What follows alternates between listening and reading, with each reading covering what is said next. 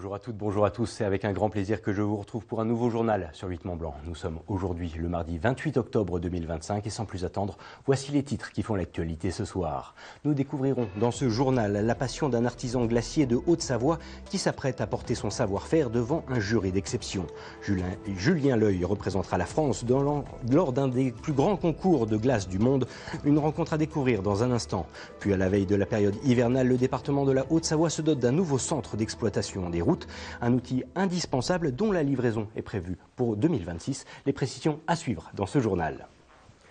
Mais avant de développer ces titres, le syndicat CGT de Savoie a fait paraître il y a quelques jours un communiqué de presse alertant quant à la situation de la filière silicium française et plus particulièrement celle du site de Ferroglobe installé sur la commune de Montricher-Albanne.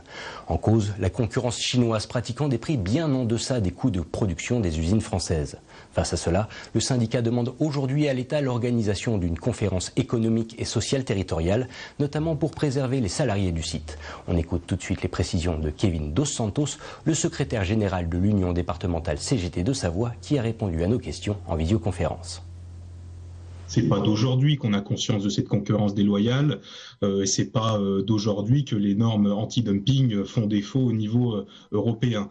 Nous, ce que l'on dit aussi, c'est que la responsabilité, elle est partagée et qu'elle appartient aussi au groupe Ferroglobe qui n'a pas été en mesure d'avoir une stratégie sur le long terme. On a vraiment une stratégie court-termiste au niveau rentabilité et que par rapport à cela, il faut aussi questionner vraiment quels sont les moyens qu'ils mettent en œuvre pour essayer aussi d'avoir une filière silicium qui puisse répondre à tous ces enjeux. Et on se rend compte que finalement, le discours que l'on a de Ferroglobe sur cette question est assez léger.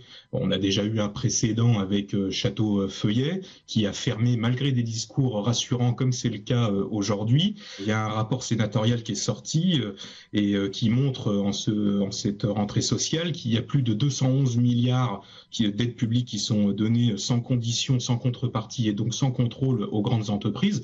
Nous, ce qu'on voudrait simplement, c'est qu'il y ait des moyens qui soient donnés pour qu'on ait une réflexion collective, qu'on permette à tous les acteurs concernés, que ce soit les élus, les organisations syndicales et les acteurs économiques, pour que vraiment on réfléchisse à des stratégies. Et c'est aussi l'une de nos revendications au niveau local, qu'on puisse mettre en place une conférence économique et sociale de la Savoie pour qu'on puisse justement débattre de ces questions-là. Je vous l'évoquais en titre, il a 25 ans, il est lillois, mais c'est la Haute-Savoie qui l'a inspiré. Julien L'Oeil, glacier à la chocolaterie Meyer de Poisy, va représenter la France cette semaine au Gelato Festival World Masters en Italie, l'un des concours les plus réputés au monde. Cette année, seuls 5 glaciers français ont été sélectionnés pour y participer et parmi eux, ce haut-savoyard d'adoption. Kezia Poudou l'a rencontré ce mardi à la veille de son départ. Reportage. Derrière chaque boule de glace, il voit surtout des pourcentages. Julien L'Oeil, glacier de 25 ans, n'a pas choisi ce métier que par gourmandise, mais surtout pour la précision des chiffres et des mélanges. C'est quelque chose qui demande beaucoup de rigueur et beaucoup de calcul. Donc c'est ça qui me plaisait, c'est de pouvoir, c'est infini en fait, on peut créer à l'infini tout ce qu'on veut. À partir du moment où on a un fruit, un liquide, quoi que ce soit, ça marche. On sait grosso modo, rien qu'aux chiffres, savoir si elle sera bien ou pas. Il a déjà fait ses preuves en remportant le défi des glaciers à Vannes, un concours national qui lui a ouvert les portes du Gelato Festival World Masters. C'est avec la même recette remaniée qu'il va donc représenter la Haute-Savoie lors de cette compétition européenne. À Bologne, il présentera une création baptisée Retour d'Alpage, une glace au yaourt fermier et au miel, inspirée des saveurs locales. J'ai représenté des petites abeilles pour rappeler forcément le miel, toute l'histoire du miel, et des fleurs, donc des fleurs avec du vrai pollen pour montrer la pollinisation de l'abeille et tout son travail qu'elle met en œuvre pour faire du miel. On a une note quand même esthétique, donc sur le visuel du bac de glace fini. Donc c'est important de mettre en valeur les produits l'histoire en tout cas qu'on a voulu raconter. Ce vendredi à Bologne, Julien devra réaliser sa glace devant un jury international. Une épreuve de taille au milieu des meilleurs glaciers d'Europe. On a 2 jours d'épreuves. Alors la première journée, surtout l'accueil des candidats, des cours de technologie, parce qu'on apprend tout le temps forcément, des cours de technologie en anglais. Et le lendemain, donc le vendredi, c'est le grand jour, donc concours.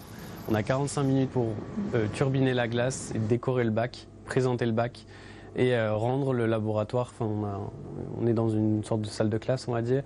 Ce laboratoire, on doit le rendre comme on l'a eu. Donc il y a le nettoyage de la machine qui prend quand même un petit peu de temps. Une occasion unique pour lui de faire découvrir son travail et peut-être de décrocher une place pour la grande finale mondiale.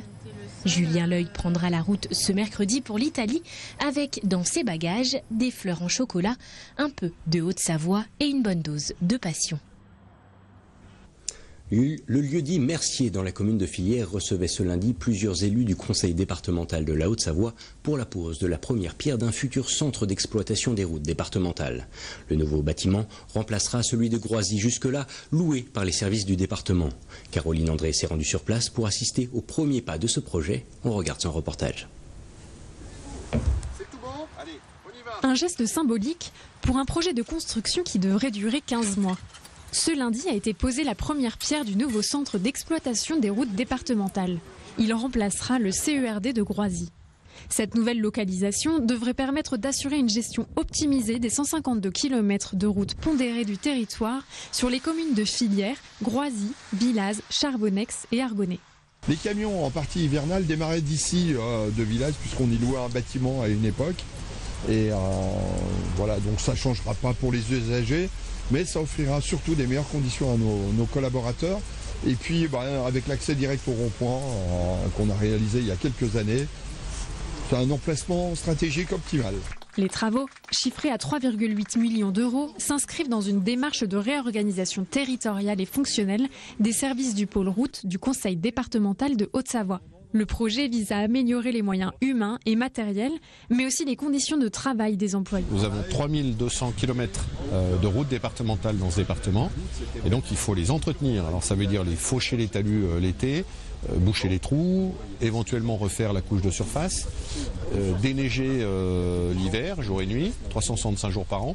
Et quand il y a des interventions, comme on le voit en ce moment, où les arbres tombent de tous les côtés, les cailloux tombent de tous les côtés, il faut qu'il y ait des femmes et des hommes qui interviennent. Et donc il y a dans ces centres d'entretien des tracteurs, des camions, des balayeuses, et il y a en moyenne entre 20 et 25 personnes qui font fonctionner ce centre d'entretien, encore une fois, pour la sécurité des usagers, pour que vous puissiez utiliser les routes départementales en toute sécurité. Le futur bâtiment pourra accueillir 17 agents et comprendra notamment 8 travées de garage, un hangar à sel de 160 m² avec une fosse de chargement et de lavage et un logement. Les travaux devraient prendre fin en novembre 2026. Et nous voilà arrivés au terme de ce journal sur 8 Mont-Blanc. Merci de votre attachement à l'information locale sur notre antenne et bien sûr, merci à toute l'équipe. Je vous propose de nous quitter ce soir avec quelques belles images des lumières d'automne sur le lac d'Annecy. Un temps idéal pour profiter des berges et de la nature environnante. Dans un instant, Thierry Paulmin vous donnera tous les détails du temps pour les jours à venir. Et quant au prochain point avec l'information, c'est pour demain, mercredi à partir de 18 h. D'ici là, je vous souhaite une très belle soirée avec nos programmes. À bientôt.